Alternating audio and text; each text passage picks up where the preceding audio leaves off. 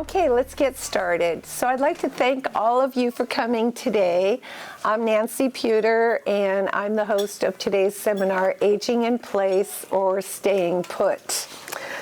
Our purpose today is to provide you with helpful information and tools that you may not have had before you came in.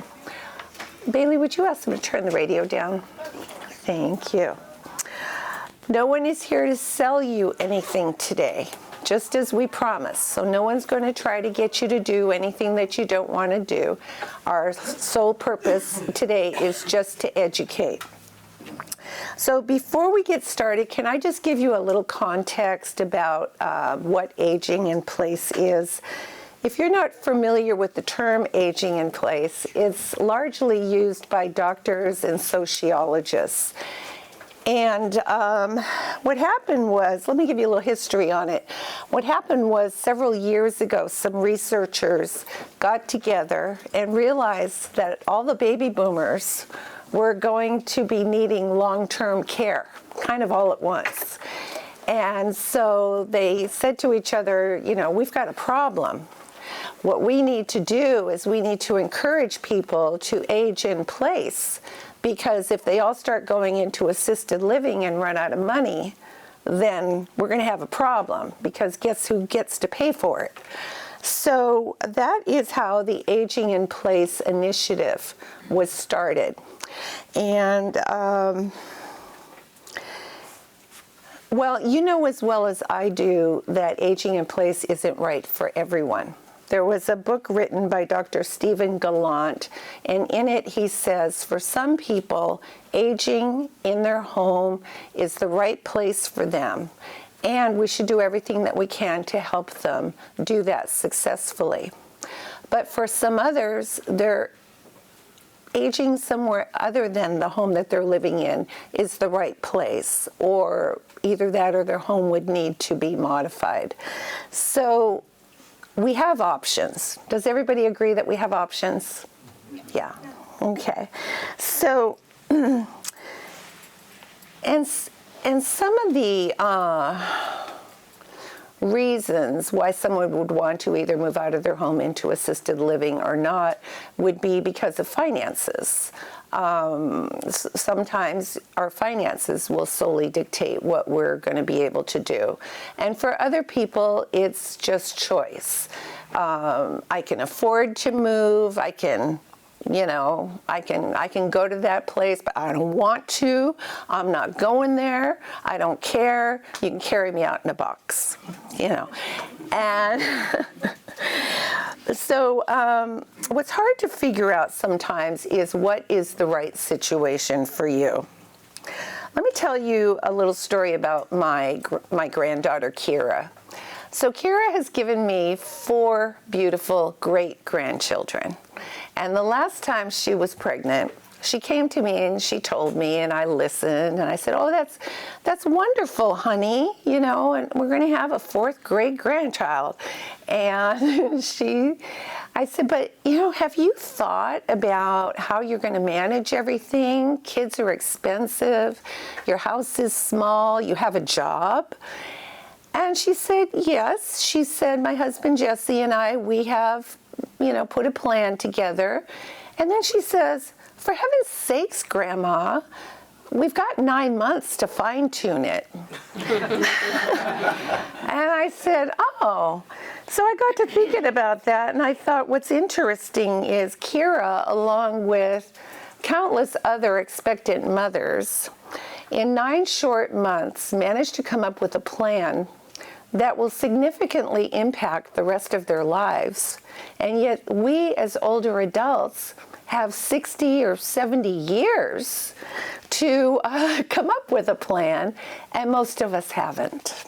No one wants to admit it, but I know it's true. So it's like we've had our head in the sand. So turn to your neighbor right now and say, you have sand in your hair. Go on, do it. You have sand in your hair. Okay. Probably always. Okay, now turn to your other neighbor and say, but not after today. Okay, so I love this quote. If you don't like how your life is going, change what you're doing today so that your tomorrow will be different. And so I might suggest that we change our lives when we change our minds. So I ask for everybody to just open their minds today. And before we get started, a lot of you ask me, why would a real estate broker want to put on free seminars for seniors? So for those of you who don't know, I am a real estate broker affiliated with Keller Williams. And the answer to that question is that I believe that when you create a business, there's a higher purpose beyond being successful financially, and that's to give back and to share the knowledge that you've gained through all those years of experience. And I have worked with so many older adults and their families, and I like that ringtone. That's okay. But I've worked with so many older adults, and I've had so much experience working with them, and I've seen the problems when, and it's usually, unfortunately, by the time people come to me, it's because Aunt Sally has just taken a fall, and niece and nephew have blown in over the weekend, and now they're going to plan the rest of Aunt Sally's life before Monday. And what they've done is, by the time they call me, they've already Googled everybody that you could think of to get an estate sale going. They're just basically moving Aunt Sally to just any place that has an opening that they feel somewhat comfortable with, et cetera, et cetera. And then they call me and they say, now sell it. And by the way, she's kind of stressed. So, and then I have to go in and try to help people connect the dots and keep the communication lines open. So I do come to you from experience. So for housekeeping purposes, the restrooms are right outside the door to the right. And at this time, I would like to introduce Bailey. Bailey, come on up real quick. This is Bailey. Bailey is my business partner, and she is solely responsible for putting this event together today. So thank you, Bailey. And you might have noticed the good-looking guy in the back. His name is Marcel, and Marcel is our videographer. So we are videotaping today for the benefit of those who cannot make it here today physically. Unfortunately, I did get a call from someone a few minutes ago. They could not make it up the hill because of the parking situation. I feel really bad about that. So we'll be able to let them watch the video. And so it will be posted on the internet. So if you were featured on America's Most Wanted last week and you do not want to be in the video, please signal Marcel, let him know before we leave, and we will make sure that you are unrecognizable, okay? Absolutely unrecognizable. And you have my promise. You were given a clipboard when you came in, and on that clipboard is a worksheet that we designed for you to follow as we go through if you want. It's not really an outline, but there are some action steps after you leave today that you might want to kind of circle for something that you might want to do later, and there's a place for you to jot down questions. There's also an evaluation sheet, which we would really appreciate if you'd fill out, because we're always trying to make the next seminar better than the last one. And if you do want a consultation, our consultations are always free. If you do want a consultation after the seminar at a later time, there's a box there that you can check. Okay? Afterwards, let's see, in a few moments, we are going to introduce our panelists.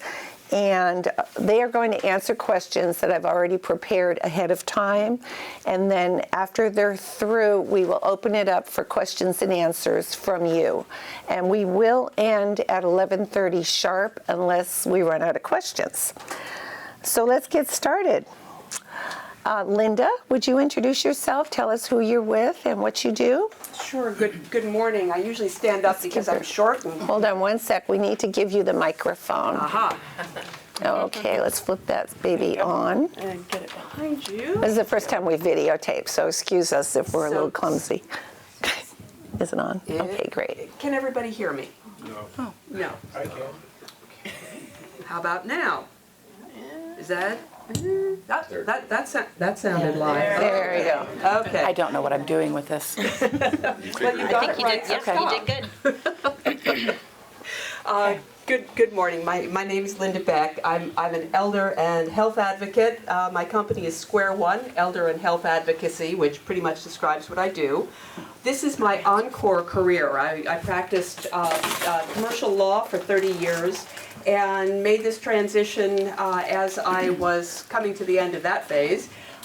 Because I found so many people had the same questions that I had asked 20 years ago when I was helping my parents through the end of their lives. And frankly, the information situation has not improved a great deal since then. A lot of us still are trying to catch up on the basics, and this is the place to do it. Because there's no harder time to find the information you need than in the middle of a crisis.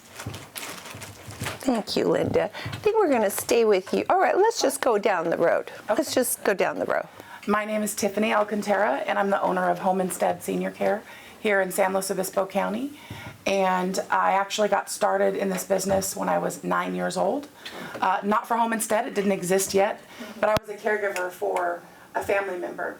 And I got paid when I was 13 for the first time that I worked in facilities.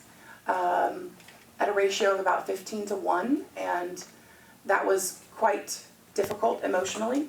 Then I found Home Instead when I was 19, and I worked as a caregiver, and every position that business has, and I've been the owner for almost 10 years now, and I've worked with a lot of people in this community. Some of them are up here. We have a lot of resources and a lot of information, and I'm really excited to share that with you all. See if I can do that without getting tangled. There we go. Good morning. My name is Angel Armitage, and I work with Kindred at Home. We provide skilled nursing and therapies in the home. We've been in this community, used to be called Gentiva Home Health, since 1978. About 2 years ago, Kindred bought out Gentiva. I myself am a licensed vocational nurse about 18 years. I just transitioned into the home health care specialist about a year ago. So I'm very excited to be here, and thank you. Good morning. My name is Chris Kuchera. I am the owner and founder of a center here in Pismo Beach called Regenesis 360. And what we are is we're a lifestyle concierge center helping people with their foundational health. And I've been doing this for 40 years. And what got me inspired is back when I was in my 20s, I never thought I'd get to be 30. You know, you never think you're going to age. But I was working with the aging population back then, and I got to see the difference of those that took action early versus those that waited. Kind of a lot like you heard Nancy talk about today. And so predominantly the market I work with are baby boomers. And our job in Regenesis 360 is to help you make sure you don't end up in an assisted living home. And for the things that you can do today from a foundational health perspective with nutrition, building your bone density, any kind of diet related thing, hormones, all the things that we kind of forget to focus on, we bring all that together for you. So we'd like a concierge service to help you navigate that journey, because we know that if you stay focused on proactive prevention is much better than reactive intervention. And that's the world we're in. We're really good at reacting when we break. So our focus is to help you be proactive to prevent some of those things from happening so that you have a very long, healthy, quality lifespan. Longevity is nice if you have a quality of life, right? So our role is to make sure that you do that all the way to the end, where you have a quality health span. Look forward to talking more. Thank you. Back to Linda. As I mentioned, this is the first time we've done this, and we have a little bit of a short cord. It's all about innovating, right? Would you like to ask Yes, yes. Linda, these days doctor's visits sometimes are rushed. The doctor can't even remember why you're there. And it's just not the same as it used to be. So how can we get more out of our doctor's visits? And just, I think that's what I'd like you to ask about. Manage healthcare better. Well, healthcare is certainly a key component of aging in place. Because as Chris was saying, your functional ability directly relates to where you're going to be able to age. And one of the key components, of course, is your healthcare. Healthcare tends to take on sort of a full-time career for a lot of people as they age. And that's a reflection of the situation that we have in our healthcare system in the U.S. today. And part of what I try to do is give people information that will help them manage their healthcare better, because we really have to manage our healthcare these days because no one else is doing it for the most part. So there is a direct connection between information and the quality of your healthcare. Information breakdowns are probably the #1 cause of problems in healthcare. And we have a number of problems in healthcare. About 20% of the people say that they have actually experienced a medical error, and another 31% say that they know somebody who's been affected by a medical error. And I know that with people I talk to, almost everybody seems to have a story. If it wasn't a hospital-acquired infection or something substantial like a wrong site surgery, it's something less catastrophic, like a prescription that doesn't get to the pharmacy so that you have to go back 3 times to pick it up. Nobody has that kind of time. And really, we have to take charge of managing our health care in order to avoid those situations. Communication breakdowns drive a lot of the issues we see. So what I try to focus on is teaching people some basics. And the sort of overarching phrase I use for this is, don't assume that anyone knows who you are, why you're there, or what the plan is. Scary, huh? Scary, but true. So I encourage people to create devices, supports that help them carry that information with them and provide it to everyone they encounter, because the information simply is not flowing through the system. The first step in that is to create a healthcare resume.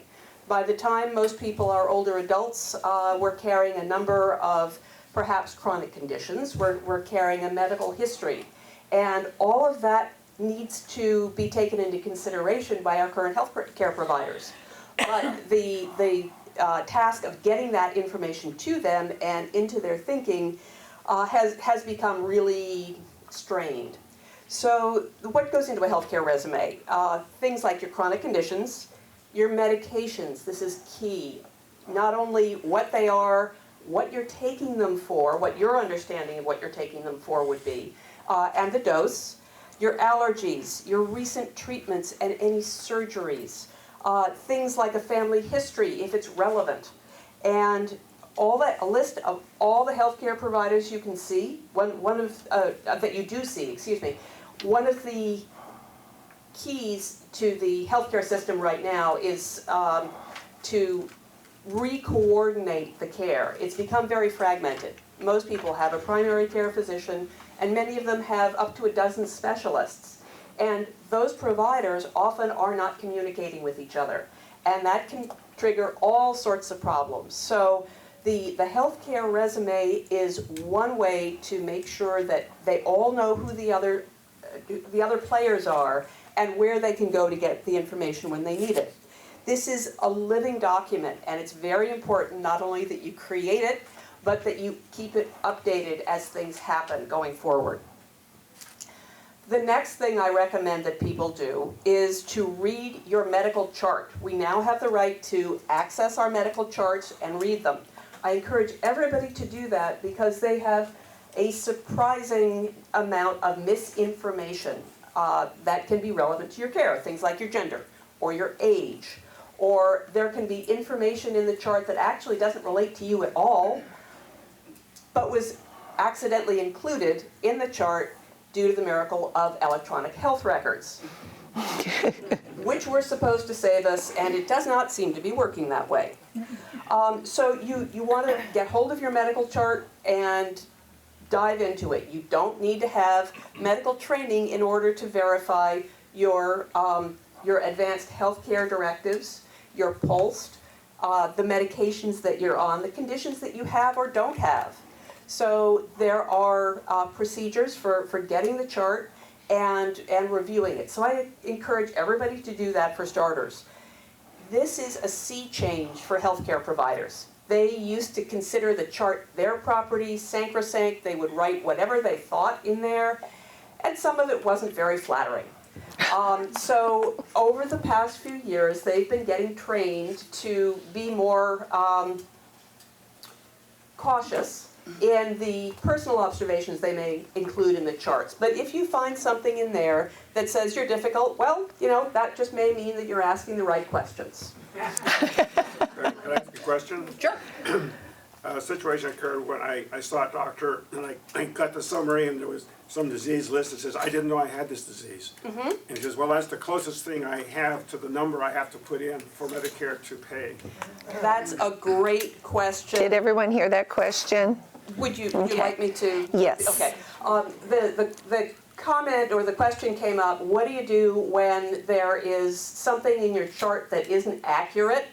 And that, in this case, the healthcare provider said, oh, I put that diagnosis in because it's the closest diagnostic code I have to submit to Medicare. That's not the way the system works, and you need to tell him to correct the record. He can bill whatever he wants to bill. That's on him. But the information in your summary and your chart needs to be accurate. Thank you, Linda. Let's hold questions till the end because I know you're all going to have a lot of questions. Sure, just one more point, and that's that I also encourage people to get your test results. And there's the really difficult story behind that, where a family that's featured in a movie called To Err is Human, which is a story about patient safety, had a situation where the husband had a growth on his neck. He went to the doctor, had it biopsied. The report identified a very aggressive form of cancer. Unfortunately, when they went to talk to the oncologist told them that the growth was benign and there was nothing to worry about. Until, of course, things got considerably more difficult and he died 2.5 years later. We never knew whether the original radiology report never got to the doctor, whether he didn't read it, or whether he read it and forgot it when he was talking to the family. But that's just one catastrophic example of what can happen when the test results don't end up where you need them to be. There's one way for you to make sure that the test results get where they need to be, and that's to carry them with you. Those are my top 3 tips for now, and I'll be back later. Thank you, Linda. So Tiffany, as an in-home care and personal assistant provider, share with us what non-medical in-home care or personal assistant services include. It's a really fun list of items. Can you guys hear me? Okay. We will help people with transportation to the doctor or to run errands if they've recently lost their license. We will help them with tasks around the home, and that includes stuff like taking out your trash, doing some light housekeeping, and then moving into the more personal care type services where we might help you with bathing, whether that's shower assistance or standing by to prevent a fall, or if you were to fall, You want complete privacy to be able to react to that quickly and not have you in a medical emergency alone for an extended period of time, because that can be quite devastating. We do provide specialized care for people suffering from multitude type of dementias. There are quite a lot of them, and there are often different behaviors that need to be modified and worked with and managed to ensure someone is still safe at home.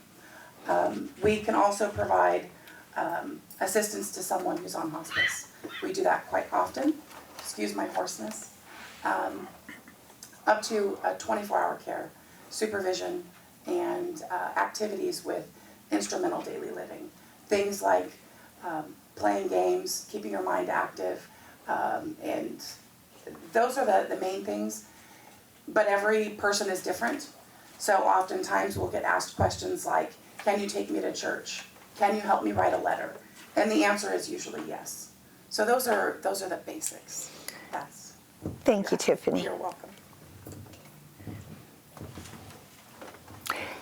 Angel, would you please introduce yourself and tell us who you're with and what it is you do? My name's Angel. Can everyone hear me? Okay. Angel Armitage, and like I said, I'm with Kindred at Home. We provide skilled nursing and skilled therapy. So it's in-home, like Tiffany's company, but hers is caregiving and ours is skilled. So it has to be ordered by a doctor or when you're discharged home from a hospital, the hospitalist. We have a lot of things that our nurses do. We do wound care, we do draw labs, and then a lot of education regarding new or old diagnoses. Our therapy, we have physical therapy, occupational therapy, and speech therapy, and also we have a medical social worker that can come in and help with community resources. Like I said, I've been with the company about 9 years, and as a nurse, and then I just transitioned a little over a year ago to kind of sales and marketing, and go into these fun things. And I think it might be important to note how our services work together, because oftentimes there's confusion on non-medical home care and home health care. And it's generally not an either or. It's quite often both. Yeah. We work together a lot because generally speaking, you're going to have a medical company help you with some of the things or most of the things, but then you need someone there daily to help you execute those things. And that's where we come in. So I like to explain that a little bit. Thank you, Angel. And what does aging in place mean from your perspective? Aging in place to me means being able to stay in your home and be happy and healthy. And I think that's the goal for that's everybody's goal, here and everywhere. And if you're able to do that, that's a happy life. So, and that's what I think everybody up here is that's the common goal, and that's as well as what we do too. Great, thank you. Yeah. Chris. So, Chris, what are a few things that older adults can do that will make a difference in how successfully they age in place? Well, one of the things that we've found over the years in working with the 60 over population and all the studies that we've done, the biggest challenge that most people have is their strength, their actual ability to have strong enough muscles to get them to be mobile in doing basic things, getting in and out of bed, being able to use the bathroom, in and out of the shower, and a lot of people struggling with bone density issues, so we have a lot of fractures. And so one of the most important things that you can all do is things that will contribute to building your muscular strength. Some of you may go to a gym, some of you may work with a trainer, but simple things at home that you can do, and it's not too easy to demonstrate them all in here, but I could, through Nancy, send you some videos of certain things, like just doing chair squats on your chair, like this, and lifting yourself up. Because do you know what the test is for most insurance companies that qualify somebody for an assisted living home? They can't stand up more than 3 times to get themselves out of a chair. And so the strength training is really important. And there's a lot of things you can do at home, laying on the floor, doing leg raises, push-ups, using chairs at home to do that. Put your feet under the couch. There's just a lot of exercises that I could send you videos on, or you participate in some kind of a strength training exercise, because here's what I've seen, the mindset over time is strength training is only for those people 30 and under. Now when we were 30 and under, we wanted to lift weights for a different reason. To look good on the beach. But I can tell you this, when you're 30 and over, strength training becomes the most important thing that you can do, because that's what's going to give you your mobility. It's going to help with brain function. One of the concerns with the aging population is dementia and Alzheimer's. So exercise is paramount for brain function. Your heart, everything else in your body. If I was to say you could only pick one thing that you can do that's going to change the quality of your life, and that is strength training. Scientifically proven. So one of the most important things that you can do, and there's a lot of options depending on where you're at. If you have any injuries, there's ways of working around that. We can get you bands at home. There's so many things that you can do at home if that's where you want to do it. Or some of you maybe belong to a facility and can do it there. But strength training, Nancy, is it. The number one thing you can do. I'm there Monday after my vacation towards the end of September. Okay, Linda, you are a board member on a very interesting group that was founded and is considered a movement across the country. And so when I found out that there's a location and there's a group right here in San Luis Obispo, I was really excited. So will you tell us a little bit about Slow Village? Sure, I'm happy to do that, and I'm so glad you asked. Slow Village is part of the International Village Movement. We set up here in San Luis Obispo starting in 2016, and Slow Village is a virtual community. We're a nonprofit membership organization. We are not the villages in San Luis Obispo. We get that a lot. We've tried to change their name. They're not cooperating. I can't imagine why. And of course, we're not going to either. So I always have to give that little explanation. What the village concept is to support people's independence and ability to remain in whatever home they choose for as long as they can do that, by providing opportunities for them to engage socially, as well as providing support like transportation. We are available to provide transportation. We do exercise companionship. People who need a little help to get out there and do the morning walk. People who need a little help walking the dog or taking care of the cat. There is a wide variety of services that we provide, primarily through a volunteer corps. We also do handyman services, things like changing the light bulb in a ceiling fixture, which can change your life. It certainly did for my mother. She went up the ladder, no problem at all, changed the light bulb, great, that worked fine. Coming down didn't go so well. She missed the bottom step, she fell, broke her arm. When I found out about this 2 or 3 days later, she was, not eating because she couldn't cook, she couldn't drive, so she wasn't shopping. And you can see how that sort of thing can launch a spiral. Part of what we try to do at Slow Village is help people avoid what I call the avoidable. Things that you can have done by somebody else that are kind of no-brainers, but that could be a real hinge point in your own life. So the underlying philosophy for the villages is that people need to be in community, and it has been established as one of the leading factors in longevity. When it's studied, the conclusion was that being part of the community and having close relationships are the top 2 factors in determining a person's longevity. In this study, it was more important than losing weight, exercising, and getting your flu shot. So the fact that Nancy had you say hi to each other is a really good thing. As I said, the services are provided primarily through volunteers. All of our volunteers are vetted. through the Verified Volunteer Program, which means that they have had a criminal background check at the state and federal levels. If they are going to be providing transportation, we also require them to produce their DMV record and proof of insurance. One of the key differences between the village concept and a lot of the other service providers is that we want people to engage in the organization actively as opposed to simply receiving services. And that means that we encourage people who can, for instance, not drive but are happy talking on the phone to make check-in calls to other members.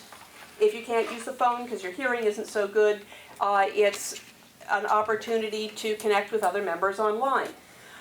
So everybody has a purpose and a opportunity to contribute to the organization, which is one of the keys to a quality of life, which is purposeful engagement. And that's been one of my drives for a long time. So I was delighted when I found out that SLO Village was created here. We cover the San Luis Obispo County from San Luis to Morro Bay and south through Nipomo. We are just now opening activities in the North County. And we have a couple of things coming up that might be of interest to some of you. So I'm going to put out some literature at the back because I blew it this morning on the timing and didn't have a chance to put it out before you all got here. So the way we work essentially is there is an annual fee, and once the fee has been paid, there are no additional charges for individual services and things like that.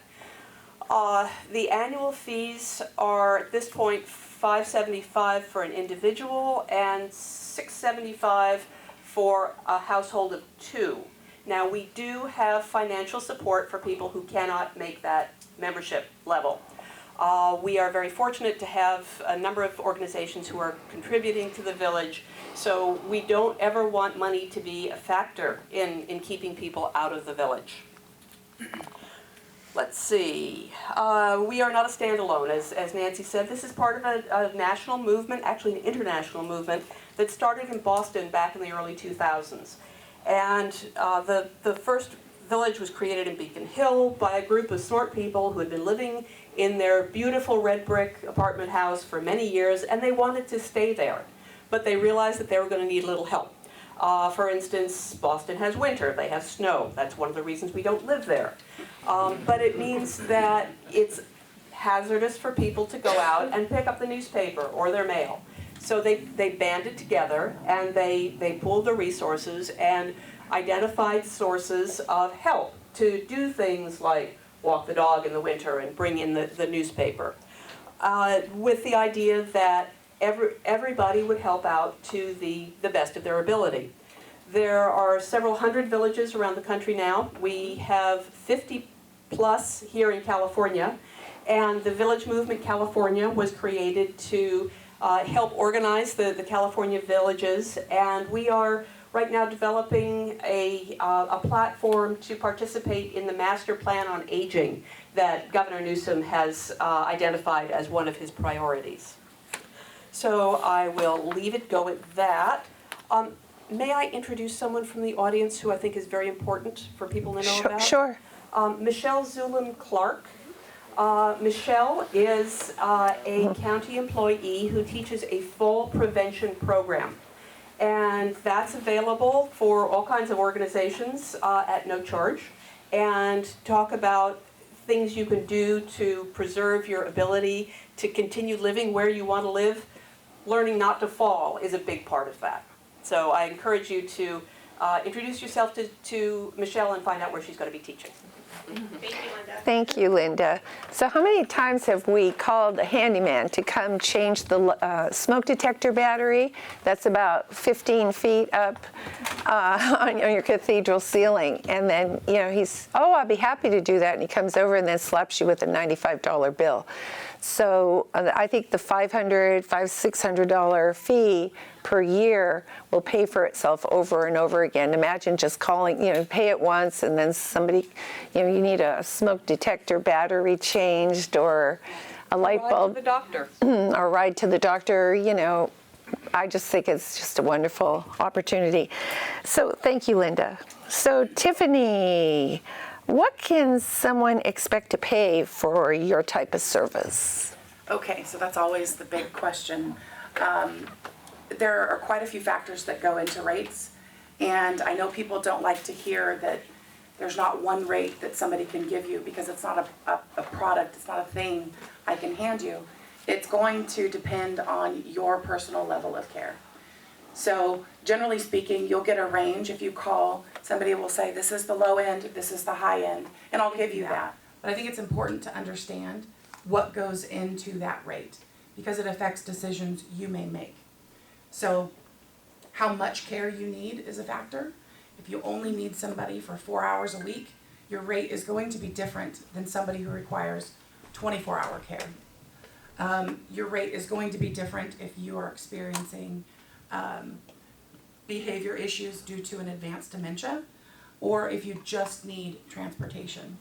And generally speaking, someone is going to want to do a full assessment before giving you that information, because we would never want to seem like we quoted you one thing on the phone and then it was something different in person. Generally speaking, right now, today, you can expect to pay about $30 an hour for a company that is appropriately licensed, insured, registered with the state, all of those things. That number changes every single year. So if you do have long-term care, I recommend you look at your policy, dust it off, understand it, talk to your agent, look at the details, and see if it's still sufficient. In some cases, it's not too late to increase it. A lot of you look a lot younger than I was expecting today. So it's also important when you're shopping, when you're looking at the rate, you find out about overtime. Because today you may only need 4 or 5 hours a day. But if you do end up needing 24-hour care, chances are you're not going to switch companies, especially if you're not feeling well, or if it becomes an issue that you have to deal with for a short-term issue, or even a long-term issue. So when you're looking at it, don't just ask about, what is my rate for this? I want to know your whole menu of rates. I want to know what all my options are, because you could find yourself having an okay rate until you really need something, and then you're stuck with quite a hefty bill. So I think those are some important rate factors to consider. When it comes to how it affects real estate issues, when Nancy was talking about why would somebody in real estate be doing this, aside from what she mentioned, I've actually advised people, if you're living out at High Mountain Road and your road gets rained out, there's no care provider that's going to be able to make it to you. If you're living in a remote location, some areas in Santa Margarita, for example, it's very difficult to get someone to you, and it could cause it to cost more because of travel time or safety concerns and that kind of thing. So I've actually advised families, while the person is still completely capable, mobile, and strong, that they make that decision on where they're living or if modifications to that home need to be made. That all affects the price. Perfect. So, thank you. Thank you, Tiffany. So, Angel, share with the audience some easy things that people can do in their home to successfully age in place. I would say some slight modifications goes a long way. Our therapists, our physical therapists and occupational therapists can do a home safety assessment where they come in and they, okay, that area rug is definitely is a possibility where you can trip and fall over. Grab bars in the bathroom, many places that you wouldn't think in the bedroom. Sometimes you just need a little extra help. There's standing poles that can help. Also, just being able to say you need a walker or a wheelchair and just having a ramp placed. Also, there's a lot of community service places in this area that can help with that as far as financially. And walk-in tubs, some of our patients, they can't get into the shower, so they have modified their home having a walk-in tub. That's helped. And our services are covered. If you have Medicare, your primary's Medicare is 100% paid, because Medicare had a light bulb moment. It's much cheaper to keep, all of us in our homes instead of displacing them. So it's covered 100% by Medicare. If you have insurance, we do take some insurances, and some of them, it just kind of depends on your deductible. But yeah. Good. So would you say that when a person's home is no longer, they're having problems due to accessibility, that the options would be to do some small to heavier remodeling, or to move into a property where they would... Sometimes it depends on, how much are you going to have to change where you're at. Financially, that might not be an option. So you might be able, it might be a better choice to find a place where everything's already, installed, or it's much more accessible to you. So it's kind of individualized. But, it's always, you can, look at your options and go from there. And one thing that I would like to point out is, if you do make modifications to your home, how many have seen those bathtubs where you can open the door and just step right in and shut the door? Well, those aren't really such a good idea. So I encourage, and I'll tell you why, and encourage you not to, just because it's advertised, think it's a great idea. Because I thought it was for a long time, until I spoke to a couple of people and they said, oh, no, no, no, no, no. First of all, the door won't open until all the water drains, so you sit there freezing. Or if you do get the door open, you've got a flood. Or of course, God forbid, something happened while you were in the tub and couldn't get out because the door wouldn't open. So it's always good to talk to a professional before you make these kind of decisions. And from a real estate value point of view, there are some modifications that are going to affect the value of your home, and most buyers will take that into consideration as something that they have to convert back to what they consider normal look.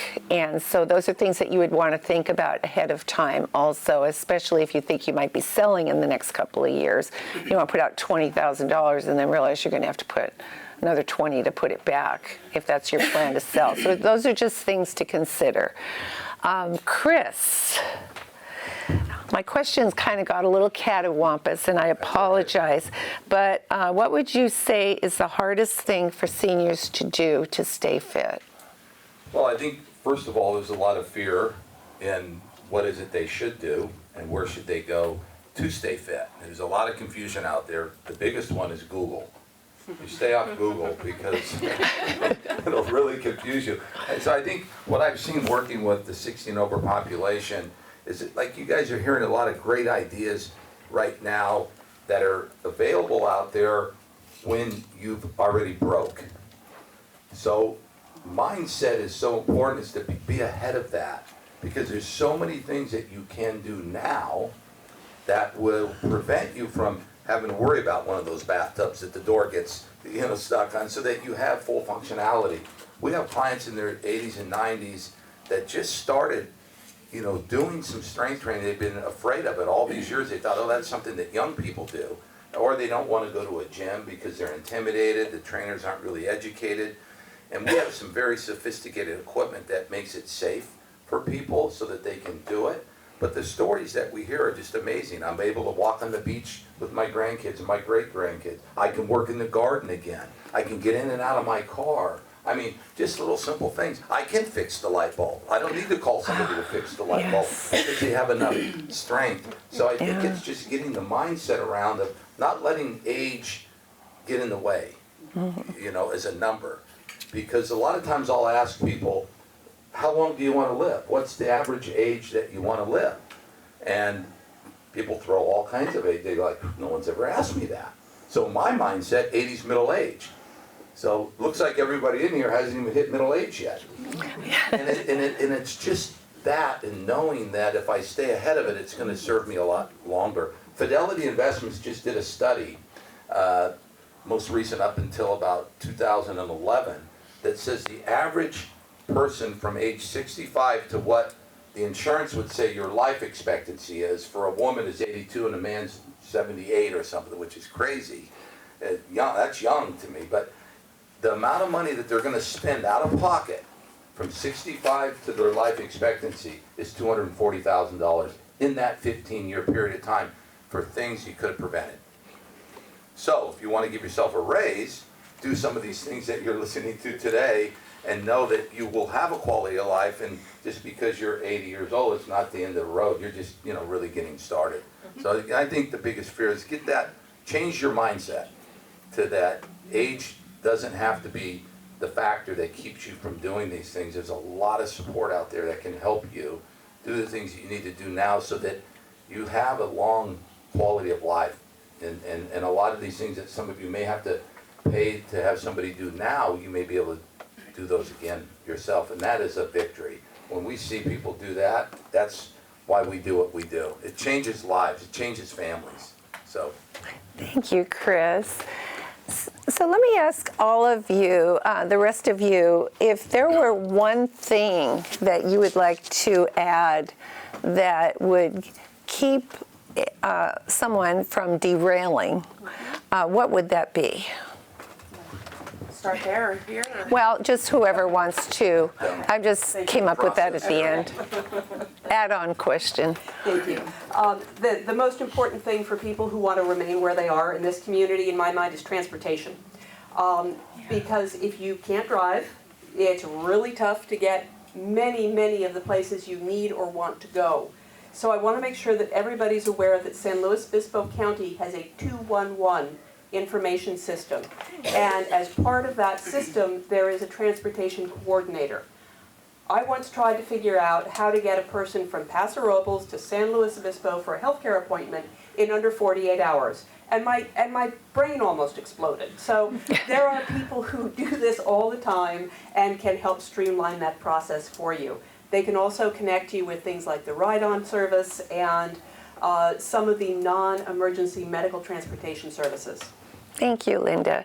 Transportation is something that I think a lot of us don't think about until all of a sudden we're stuck.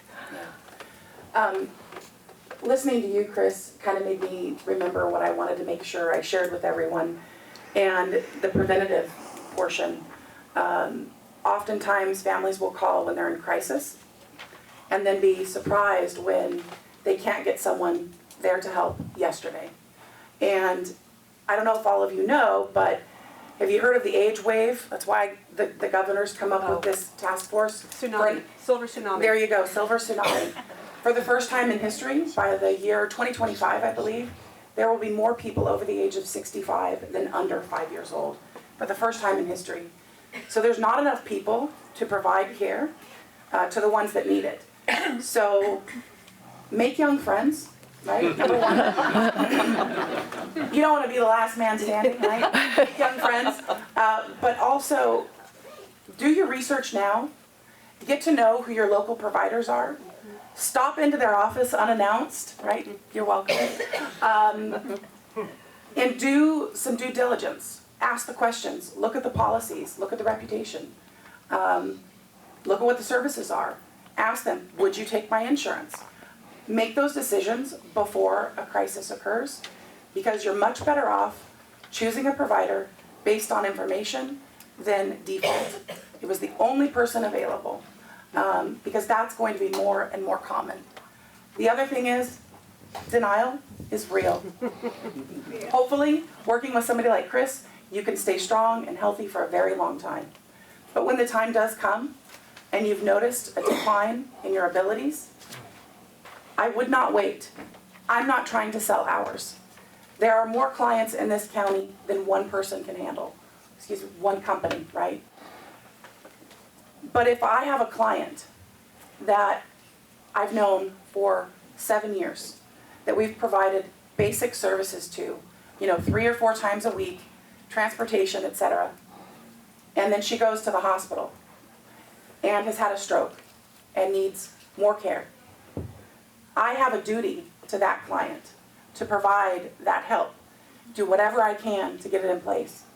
So the person that's knocking on the door that also needs help, that I do not have a relationship with, is probably going to get turned away for at least a couple of weeks. So I hate to see people in crisis and get just buried in information and not know where to go or where to start. So I would say do your homework now and get people in place in advance. That's really good. Tiffany, did you want to say something? Sure.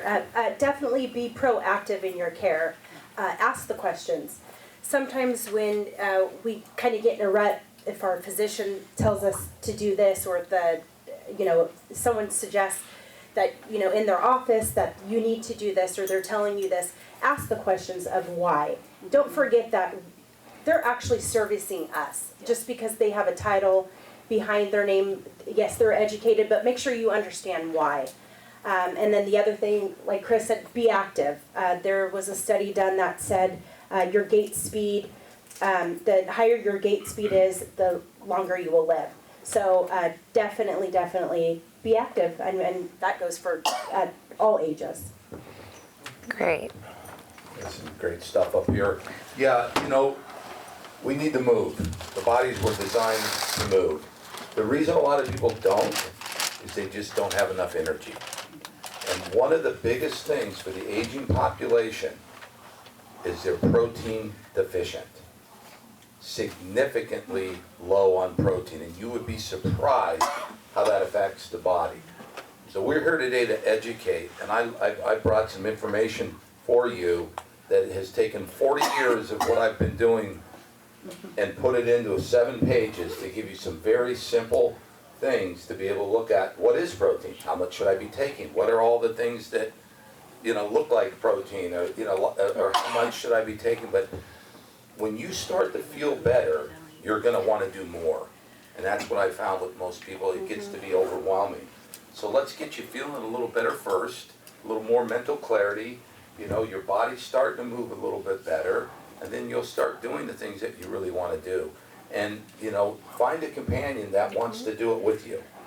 That, even if it's just a walk, going into a swimming pool. There's so many, low impact things that you can do. But what I find is when someone starts feeling better, their mindset starts to shift in a much more positive way.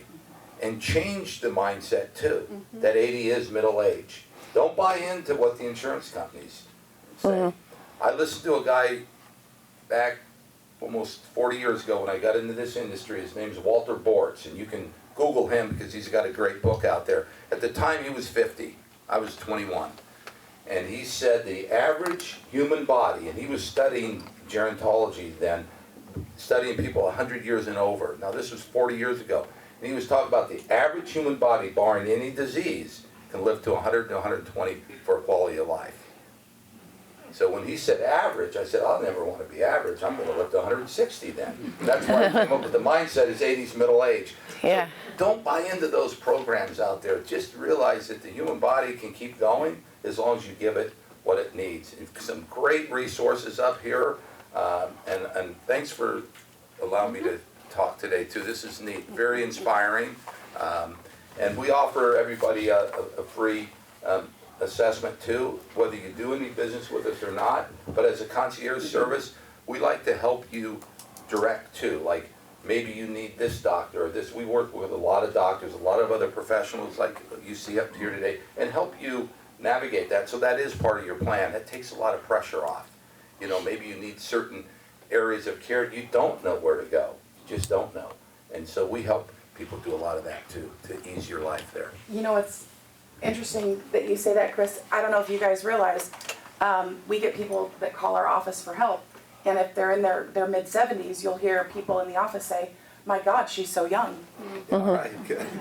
And that's real now. Yes, and it is. And that was never the thing before. So True. It's true, and it's starting to shift in our society, in our community. Yeah. And I agree with you. I just turned 68, and I feel like I'm 35. I really do. and the key to that is just, it's all in the mindset. And I mean, not every single day, every single moment of every day, and not usually after 6:00 p.m. You'll usually find me in my pajamas already propped up watching a show at 6. But other than that, I do think it's all in our head. I think we're all here for a purpose, and I think a lot of us still have a ways to go before we fulfill that purpose. So let's stay healthy and stay ahead of the game. Can we open it up now for questions from the people that are here that might want? If you have a question, you can ask any one of us directly. Please raise your hand. You said to get our medical records. Is that, would our primary care doctor have that? Is that where we go to get them? So question. what she's asking is, where would she get her records or her chart? Ideally, your primary care provider will have all of those. So I suggest you start there. But you should also check with any specialists or clinics that you go to so that you make sure you have all the bits and pieces. Thank you. Any other questions? You guys did such an awesome job. How about if why don't you raise your hand as you feel led to? I have a comment, if you don't mind. Sure. So I'm an interior designer, and I do a lot of bathroom remodel work. So I just want to throw out on that bathtub situation or the roll-in shower situation, just to throw a figure out. Come on up here, and if you're going to make a comment, everybody wants to hear it. Let's have you do it on the microphone if you can reach. Just because most people that I start working with have no idea what these costs might be. Although, I support the idea of staying in your home also. I have parents aging also, and we're going through this in our lives. But I just want to throw out there, if anybody's looking for what would it cost me to change a shower into a roll-in shower, so you can take your walker, your wheelchair in. I'm finding I've done many of them, and I'm finding it's about $10,000. So I just want to throw a figure out there for you. Maybe it's affordable for most of you, maybe not. But that's the number one thing. That shower, getting in and out of the shower is oftentimes the thing that stops people from staying in their home. The bathtub that you mentioned, absolutely, I totally agree with you. Don't do that one. But I do want to let you know that, and we actually did this through Ferguson's, but there are other bathtubs available. But there are bathtubs available where it's different than what we've seen. It's beautiful, but the whole side will come down. And they've worked this tub out where it's got 3 different drains. So it drains within 2 minutes. So there are alternatives that cost more. The tub itself that we purchased for this particular job was about $8,000 from Ferguson's. And then of course it needed up the labor of somebody to put the 3 drains in and get that all done. But it can be done. But I just want to throw that figure out there so that you don't discard that, we can't do that. Maybe you can, or maybe not. I just want you to know, usually it's a whole process people go through me before we get to that figure. It always seems to come around $10,000. I just want you to know about it. Okay? Thank you.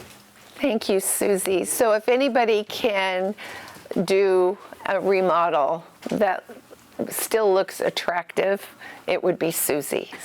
Susie is the owner of Elements Design. Function first. Yes, function, and then, but she always makes it look good.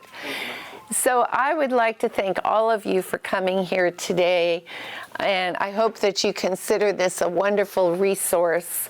I just want to thank you from the bottom of my heart, and I hope that you would use me as a future resource, because we have connections. We have connections not only with the electricians, the plumbers, the handymen, but also movers, packers, organizers, and professionals that are specialists and have a heart for older adults like we do. And so we do have a schedule of events coming up. The next one is in October, and it's called The Most Common Homeowner Scams and How to Avoid Them. And then we're going to take a break over Thanksgiving and Christmas, and then we have a whole line of events rolled out already for 2020. So if you want to be on our list, be sure and let us know. And I think we have a question. Quick question. Part of your resources that you use, would you have recommendations for professional estate sales Yes, organizations? I have some You see amazing. sales signs all the time. Yeah, and you don't know who to call. I have some amazing people. Make sure that Bailey gets your phone number and we will call you and I'll tell you why I think they're so amazing. I agree. Okay. I know who it is. Yeah, maybe you do, maybe you don't. Okay, yes, hi.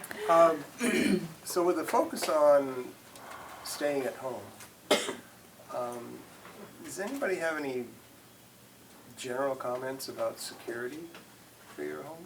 So he asked me if you do decide to stay at home, what would be some good security plans that you could put in place? Personally, I like cameras. My husband worked nights for a long time, and we lived in a house in the village that was a house behind a house, and the privacy and the grounds were gorgeous. But when he was working, I was scared to death. I felt like a sitting duck upstairs in the bedroom. I thought if anybody tried to get in, nobody would hear me call. And if I heard a noise, which of course I heard every noise, every creak in the house when he was gone, I couldn't even tell who was at the door. So for us, the answer was the security cameras. I loved those. Costco has a program now where you can, I can get 8 to 12. You can add as many cameras as you want. I also know a guy that is very reasonable. The first time I did it, I got shafted and spent a whole lot of money. And I ended up having this new guy take them down and just throw them away. And the new guy has got all the modern stuff. He has several different options, and he's super reasonable. And I'd be happy to get you his phone number. So I do like the cameras. Thieves have a tendency to leave the premises if they see the camera. I love that new Ring doorbell. If they see the Ring doorbell now, they'll say, oh gosh, let's just go, because they've got a Ring doorbell. And that's just something you can, the guy I know will install that for you also. You ring the doorbell. There's a video going around on the internet where this thief comes up to steal a package at the front door. And I don't know if she had pre-recorded it. I'm not quite sure how it works. But, she was at work, and she was alerted that somebody had rang her doorbell. And so she could see on her phone who was at her front door. And she said, what can I do for you? And he just, it was all on videotape. He just freaked out and ran off. But So things like that, A comment kind of to take what you're talking about a little bit further is a lot of those systems are supported through home automation. And I have clients who may forget to lock the door. And I have a family that's out of state, and they're terrified. So I have it at my home, the cameras that Nancy's talking about. But if you take it a step further, you can actually lock your parents' doors or your doors every night at the same time without fail. And you can still do it manually, but automatically at 10 p.m. every night, everything locks at my home. I can do it if I'm on vacation and I have that thought, did I? I don't know if I did. I'm gonna check. So I can check it from here if I wanted to. Also, a good landscaper, sounds silly, but I used to do auxiliary patrol for the sheriff. And when we did perimeter searches or looking at businesses and their security, where you place your plants, are you giving someone a place to hide? Or are you making it not so friendly like a cactus, right? So there's different things that you can do and look at around your home, including lighting. So if you don't have a great hiding bush right next to a window that they can get into and it's well lit, they're gonna walk away, so. Thank you, Tiffany. Thank you, Tiffany. Okay, well, we have a lot of muffins and pastries left, and we have some fresh fruit, so please help yourself. One more question. Oh, I'm sorry. Yes, I'm so glad. I'm not sure how to ask this, but what's the sponsor, who's the sponsor of this organization? And what's kind of behind it? Well, Nancy Puder and Associates is the main sponsor. And I am, in case you're looking to sponsor, we are soliciting sponsors right now. I did get a commitment over the phone last evening from Equity Mortgage, and he specializes in reverse mortgages, which is not for everybody, but every once in a while we do meet someone who has done a reverse mortgage, and it was exactly what they did need. The thing I like about him is that he will sit down with you and go through all the pros and all the cons. So he does plenty of business, so it's not going to make or break his business to do one of those types of loans. And then, of course, my real estate company, we are sponsoring it, and then we are expecting others to want to get in. This is only our third seminar, and it's creating a huge amount of interest. I am quite sure that our next one will be in a larger room. And so that's, did that answer that question? Thank you. Yes. Are we going to be provided with a list of all of these resources, all of your names and?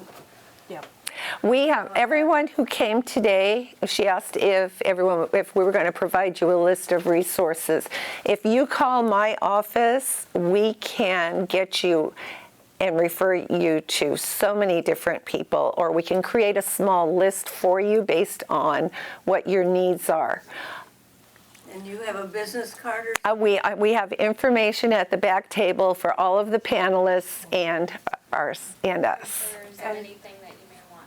And I've actually included a list of resources back there with a number of websites and books and things that I find very helpful. Right. Yeah, you could probably plan the rest of your life just talking to the five of us. Our website has. I think between a us all. section as well. Yeah, So we've got it it's on covered. there, it's on the card in the back. Oh, and I'm very excited to let you know that our website finally went live this week, and it's it's Seacoast. Now that's C-S-E-A Coast. I got tired of Central Coast. It's just not sexy, you know. And I think as older people, we need to feel a little sexy because we are.